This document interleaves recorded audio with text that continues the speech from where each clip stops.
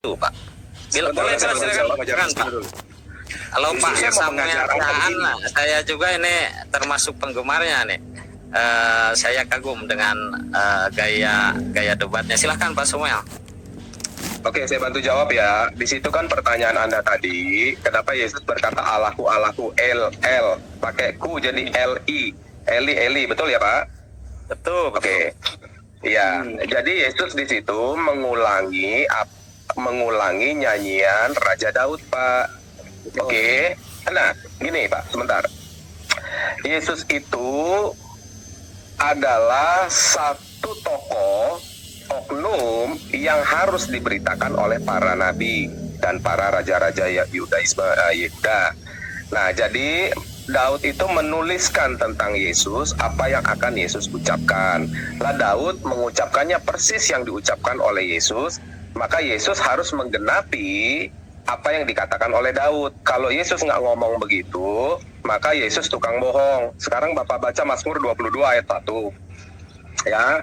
Untuk memimpin biduan menurut lagu Rusa di Kala Pajak, Mazmur Daud, Allahku, Allahku, mengapa engkau meninggalkan aku? Aku berseru tetapi engkau tetap jauh dan tidak menolong aku. Jadi itu harus diucapkan oleh Yesus sesuai dengan nubuatan Mazmur Daud. Jadi kalau premis Anda berkata, oh Yesus kan biasanya bilang Bapa, bilang ini itu, kan begitu. Tuhan, biar Bapak tahu ya, Tuhan itu terjemahan LAI, Pak. Teks aslinya di dalam perjanjian lama itu Yahweh, bukan Tuhan.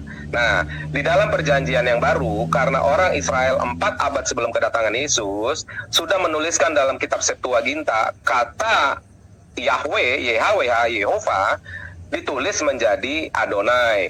Maka di zaman perjanjian baru, ketika penjajahan Yunani sudah berpindah kepada penjajahan Roma, para rasul pun sudah menyebut Elohimnya dengan sebutan Adonai, yang di dalam bahasa Yunani koinenya adalah Kurios. Oke. Nah, tetapi di dalam kisah Yesus salib, dia menyebutkan, dicatatkan dengan teks Ibraninya Eli Eli lama sabachthani, atau teks Aramiknya Eli Eli lama sabachthani, itu. Jadi itulah ucapan yang persis diucapkan di Mazmur 22 ayat 1. Silakan Bapak buka sendiri Mazmur 22 ayat 1. Itu persis bunyinya. Seperti itu. Oke. Begitu, Pak. Kalau kalau Yesus disalib ini Pak Samuel ya, Pak Samuel, kalau Yesus disalib dan mati itu berarti doanya tidak terkabulkan ya. Di Lukas 22 ayat 42, Matius 26. Apa bunyinya bagaimana? Ya, bunyinya Bapak, bagaimana? kalau engkau mau, ambillah cawan ini daripadaku, tetapi bukanlah kehendakku, melainkan kehendakmu lah yang terjadi. Itu kan Pak. Kan Yesus berdoa di sana. Supaya tapi kan Yesus sendiri begini. Yesus sendiri kan sudah berkata, bukan kehendakku yang jadi kehendakmu, betul ya? Betul ya? Ya. Bahwa doa Yesus tidak dijawab, betul. Kalau doa Yesus begini, Tuhan, Bapa, Yahweh, aku mau kehendakku jadi. Aku tidak mau disalib. Lalukan cawan ini daripadaku. Kecuali Yesus doanya begitu. Tetapi doa Yesus tidak seperti itu. Doa Yesus begini, bukan kehendakku yang jadi, tetapi kehendakmu.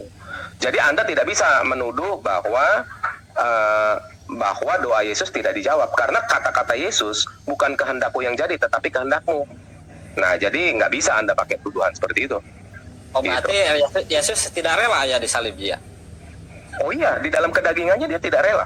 Tetapi itulah makanya ketidakrelaan Yesus itu akan menjadi makna yang namanya korban, Pak. Ya, jadi Yesus juga kan dikatakan dia korban darah anak domba. Yang namanya korban kan harus menderita, Pak. Di dalam segalanya kehendaknya juga harus menderita, Pak. Kehendak dia kan nggak mau disalib, dilalukan cawan, tetapi bukan kehendaknya yang jadi, bukan kehendak kedagingannya, tetapi Bapa yang adalah roh itu yang ada di dalam dia yang jadi. Itu, Pak. Roh Bapa itu nggak keluar dari badan jasmani Yesus ya? Begini penjelasan saya. Ya, ketika roh Yesus yang adalah roh, ketika dia ada di melayang-layang di atas arsi, Kejadian 1 ayat 2, bukan di surga kosong, Pak. Gitu, sebentar. Ketika disalib, ya, saya kasih gambaran dari Kejadian 1 ayat 2. Maka begitu pula dengan dengan ketika Yesus wafat. Nah, ketika Yesus wafat, roh Allah itu masuk ke dalam alam maut, Pak. Ya, roh Allah masuk ke dalam alam maut tanpa mengosongkan surga, tanpa mengosongkan roh yang ada di dalam Yesus itu sendiri. Dia maha hadir, Pak. Gitu. Ya, Itu aja, Pak.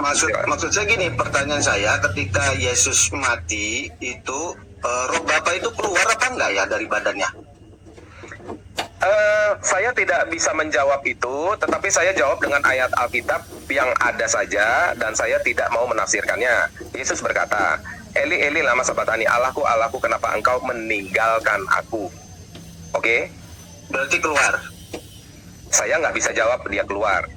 Karena saya Maksudnya menjawab, ini penting. sebentar. Ya. Sebentar, karena saya sudah menjawab tadi, ketika dia berkata, Eli, Eli, lama sabatani, dia mengulangi ucapan nyanyian Mazmur Daud. Oke? Itu Daud ketika berdosa ya kalau nggak salah. Ketika dengan Ya nanti tinggal dibaca lagi lah itu. Pokoknya Daud lagi nyanyi nih, ngarang lagu nih kayak Ahmad Dhani nih. Nah, liriknya begitu gitu. Itu aja. Saya tidak mau menyatakan satu pun kata yang tidak tertulis dalam kitab itu. Jadi kalau Bapak itu bilang kan inti kekristenan tuh yang Bapak nggak berani nyatakan, itu kan inti kekristenan bahwa Yesus mati di salib. betul, Gitu. betul. Nah. Pertanyaan Anda, apakah rohnya meninggalkan kan gitu? Nah, kalau gitu saya masuk ke definisi mati menurut pengertian manusia itu mati itu bagaimana sih? Saya jawab menurut Alkitab ya, karena di sini konteks Menurut Alkitab manusia, bukan menurut- karena ini kan kitab diberikan kepada manusia. Ketika Sebentar, Pak. dibilang mati, pengertian manusia mati itu bagaimana sih? Sebentar Pak. Yang ngomong soal mati di situ di Alkitab kan adalah Tuhan, betul ya? Tuhan ngomong ke kita kan? Iya, ngomong ke kita, makanya kita harus ambil referensi dari premis Tuhan, kan gitu. Ya, tentunya Tuhan ngomong sama kita. Misalnya Bapak ngomong sama anak SD, tentunya Bapak Iya, pakai maka- referensi anak SD, Gini, bukan Anda. gini. Betul nggak Bukan kira-kira? dong, logikanya? kan anak SD membaca Alkitab. Sebentar Pak. Nggak, Kan anak jangan SD anak baca SD membaca Alkitab. Alkitab. Anda bicara dengan anak SD. Tentunya Anda pakai Enggak, referensi bukan anak saya SD. berbicara kepada anak SD, tidak. Bukan saya berbicara kepada kayak anak SD. Tidak. Saya mengambil referensi Alkitab tentang mati. Maka mati harus berdasarkan referensi Alkitab. Jangan lagi ada anak Oke. SD. Saya lah anak SD-nya kan Oke. begitu. Itu mati berlaku untuk semua orang nggak konsep mati itu? Mati, Semua saya nggak orang, bilang mati semua di sana, orang, ya. Pak. Oke, mati semua Sebentar. orang itu gimana sih? Sebentar Pak. Ya, Anda tidak tahu berarti bahwa konsep mati itu ada dua, Pak. Ya, ada mati tubuh, ada mati roh. Itu aja, Pak. Mati roh Nah, karena itu. dosa. Bukan mati roh karena dosa. Mau mati mau karena ketabrak beca juga mati, Pak. Nah, tapi begini, Mati roh, mati itu roh tubuh. di situ. Bentar dulu Pak. Sebentar, Pak. Sebentar, Pak. Ini. Kalau Sebentar, ketabrak Pak. beca itu mati tubuh, ya kan? Mati tubuh. Ini dulu kita Nah. sepakati. Nah, mati roh Iya. itu karena dosa menurut kita Alkitab, betul nggak? Iya, betul. Mati Oke, karena sekarang dosa. katanya Yesus tuh mati Nah, yang sekarang mana? gini. Sekarang begini, mati roh itu bagaimana sih? Anda tahu nggak? Saya minta dijelaskan aja. Oke, mati roh itu kan nggak bisa mati, Pak. Tetapi mati roh di sini adalah mati kekal, Pak, di dalam neraka. Gitu ya. Karena dosa. Itu yang namanya mati roh, karena dosa. Dosanya karena Berarti- apa? Di kitab Kejadian tadi, gitu. Nah, kembali ke Ya. Yesus. Yesus ini mati yang mana?